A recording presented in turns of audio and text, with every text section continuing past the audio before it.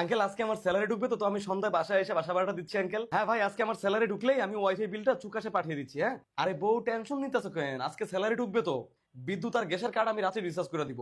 আর ময়লাওয়ালাকে বলবা যে কালকে সকালে এসে ময়লা বিল নিতে। ওকে, ওই মাসিক বাজারটা আমার একটা লিস্ট পাঠায় দাও, আমি আসার সময় আজকে বাজার নিয়ে আসবো। ওকে। কি লিমন ভাই ঘটনা শুনছেন? কি ঘটনা ভাই? স্যালারি তো আজকে ঢুকবো না ভাই। ঢুকবে না মানে? আরে ভাই গত মাসের মতো এই মাসও এই স্যার আর অ্যাকাউন্টস দুইজন অফিস থেকে আগামী 5 দিনের জন্য ছুটি নিছে ভাই। তাহলে আমাদের কি হবে? কি আর হবে, আগামী 5 দিন বাসা মালিক মুদির দোকানদার সবার চোখের সামনে থেকে চোরের মতো পালায় পালায় বেড়াইতে হইব ভাই। দাঁড়ান 1 মিনিট। হ্যাঁ লিমন সাহেব বলেন। স্যার আপনি আর অ্যাকাউন্টস কি আজকে ছুটিতে আছেন? হ্যাঁ লিমন সাহেব, আমি আর অ্যাকাউন্টস 5 দিনের ছুটি নিয়ে কক্সবাজার আইছি বেড়াইতে।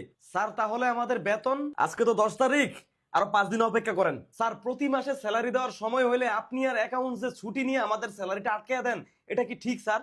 আরে লিমন সাহেব 5 দিনই তো বাকি 5 দিন কি আমরা হাওয়া খায় আর বাসার মালিকের দোষণ খায় পয়সা থাকবো স্যার? আপনি এইভাবে কথা বলতেছেন কেন লিমন সাহেব? বাঙ্গির পুত তোর কপাল ভালো যে তুই এখন আমার সামনে নাই, বিশ্বাস কর রে। তুই যদি এখন আমার সামনে থাকতি রে, তোরে যে আমি কোন স্টাইলে থাপড়াইতাম তুই এটা চিন্তাও করতে পারতি না রে বাঙ্গির পুত। আজকে দুপুর 1টার মতো যদি আমাদের অ্যাকাউন্টে স্যালারি না ঢুকে রে, তাইলে দুপুর 1:02 থেকে অফিসের সকল এমপ্লয়ি তোদের দুইজনের চাকরিচ্যুত না করা অবধি অফিসে কোনো কাজ করবে না, কথাটা মাথায় রাখিস। Maria Mata